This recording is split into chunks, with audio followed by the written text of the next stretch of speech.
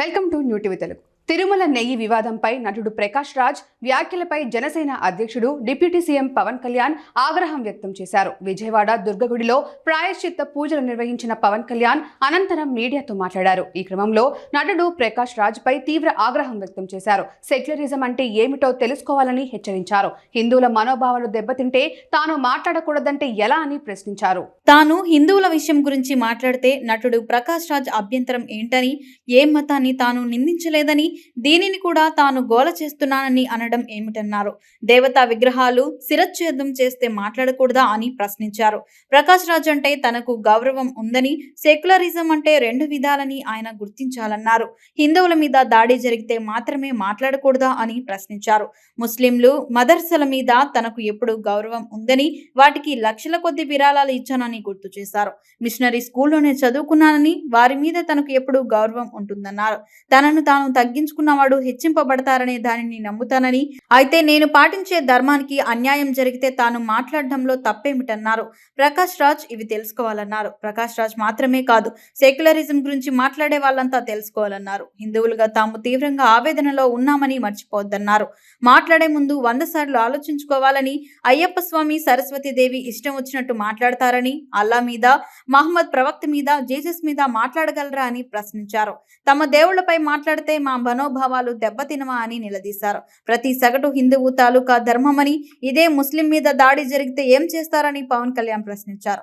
ధర్మాన్ని పరిరక్షించడం తన ఒక్కడి బాధ్యత కాదని, అన్ని పార్టీల్లో ఉన్నవారు సనాతన ధర్మ పరిరక్షణకు కట్టుబడి ఉండాలన్నారు. మొన్న ప్రకాష్ రాజ్ గారు మాట్లాడారు నా మీద. అరే నేను మాట్లాడుతుంది ఒక హిందువులు అపవిత్రం గురించి మాట్లాడుతున్నాను. ఇందులో ప్రకాష్ రాజ్ గారికి సంబంధం ఏంటి? ఇందులో నేను ఇంకొక మతాన్ని నిందించానా? ఇస్లాంని నిందించానా? క్రిస్టియానిటీని నిందించానా?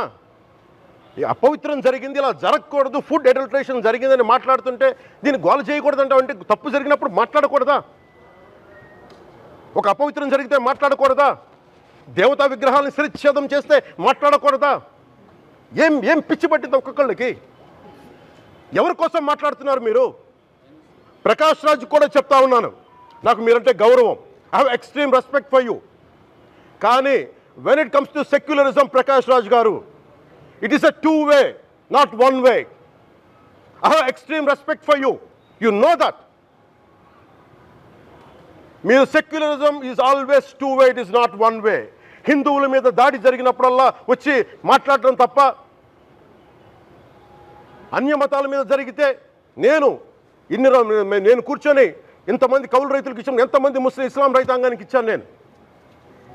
ఇదే ఎన్ని మద్రాసాలకి డబ్బులు ఇచ్చాను నేను, 25 లక్షలు 30 లక్షలు ఇచ్చాను, నేను ఇచ్చినవాడిని. నేను నాకు అన్యమతం ఇస్లాం మీద గౌరవం ఉన్నవాడిని, క్రిస్టియానిటీ మీద గౌరవం ఉన్నవాడిని, చిన్నప్పటి నుంచి కూర్చొని మిషనరీ స్కూల్లో చదువుకున్నవాడిని. నా టీచర్ చెప్పిన సూక్తి, తను తగ్గించుకున్నవాడు హెచ్చింపబడినని చెప్పి బైబుల్ సూక్తిని ప్రతిసారి కోట్ చేస్తూనే ఉంటాను. ఇది నా గౌరవం, ఇది నేను చూపించే గౌరవం. మీరు మాట్లాడితే కూర్చొని నేను పాటించే ధర్మానికి అపవిత్రం జరిగినప్పుడు నేను మాట్లాడకూడదు, మౌనంగా ఉండాలి. సెక్యులరిజంకి విఘాతం అంటే ఏంటి? సెక్యులరిజంకి విఘాతం నా ఇంటి మీద దాడి జరిగినప్పుడు నేను మాట్లాడకూడదా? నా ఇల్లు 10 మందికి ఆశ్రయం ఇస్తుంది. నా సనాతన ధర్మం అన్ని ధర్మాలకి ఆశ్రయం అయితే, దానికి దాడి జరిగినప్పుడు, దాని మీద అపవిత్రం జరిగినప్పుడు దానికి కూడా మాట్లాడకూడదంటే ఏం మాట్లాడాలి మీతోటి? ప్రకాష్ రాజ్ గారు, you have to learn your lessons. I respect you.